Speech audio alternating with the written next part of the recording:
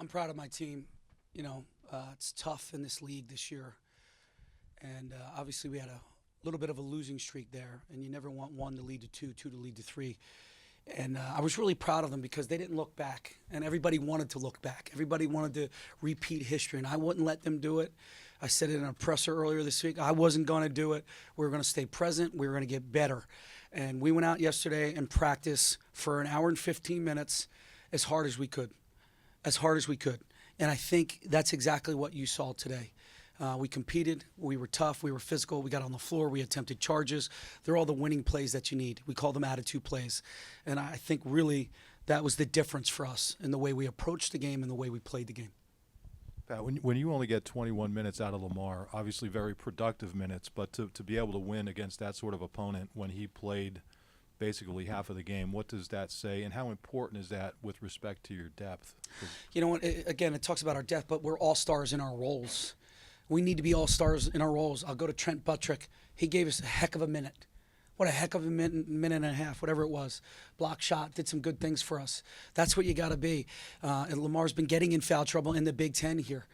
So he's got to be a little bit more intelligent. But Seth Lundy is playing really good basketball right now. I felt like Miles Dredd defensively played very well. Great to see the ball go in the basket for him. So it does speak to our depth. And it does speak to we could get better. This was a great game for us, but you got to put it back to back to back. So I felt like we played close to a 40-minute game. And have you ever been in a situation where your team has lost by 30 plus, one time to the team and then come back and beat it, not handily, but it wasn't really that tight in the second half? No, not my tenure here. Not my tenure here. And that's another thing. Like, we didn't even talk about it. We didn't even talk about it. What's in the past is in the past. We're two different teams right now, January 18th, and we have to come out and be ourselves. We have to compete and do what Penn State basketball does. It wasn't about Ohio State. I did not even bring up that loss.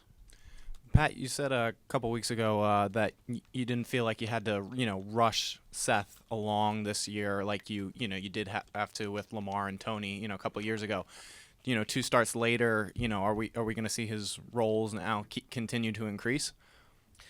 As long as he keeps producing. I mean, we can play 10 guys, but we're going to go with the guys that are playing well, competing, defending, and rebounding, getting on the floor. And then, he's making shots too. I mean, he's shooting the ball particularly well right now. He was 3 for 6. And he hit some big ones in that first half for us. I think he had one in the second half. I mean, just when they were coming back a little bit, especially with Lamar being in foul trouble. So if he can continue to play well and play with confidence, which we will give him, but he's got to defend, he's got to rebound, got to stop fouling. But his role is going to be what it is. Pat, there was a sequence in the first half where I believe Mike and Myron were diving on the floor for a loose ball. You guys got it in transition and ended up in a Seth 3.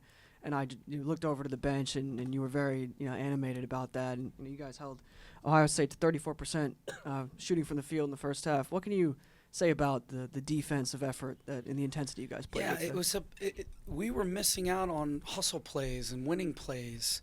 I said to them, guys, we're close. We're so close of getting out of this. You just don't realize it. If you can make one hustle play, one charge, one dive, one rebound, we'll flip this script. And in the first half, we definitely did. They totally bought in. Again, all-star in their roles. They got on the floor. They really competed.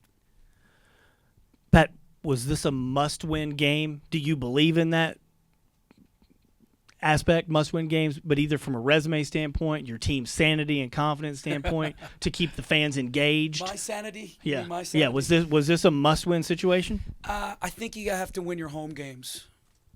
I mean, if you look across the Big Ten, it's going to be very difficult to win on the road.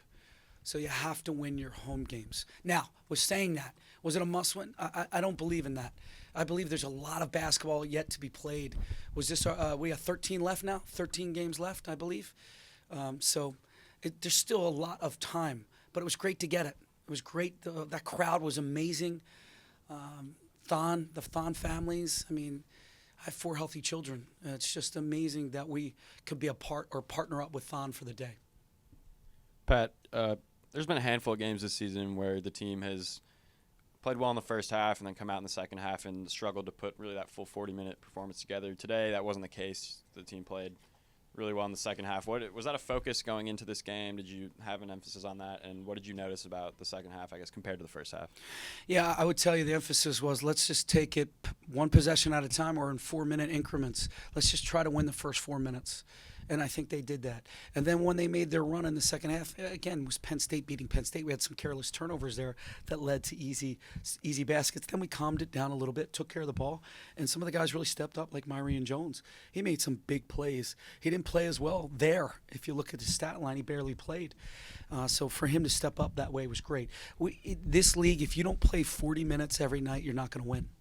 John, I think, has been searching for that NIT form that he had a little bit this year.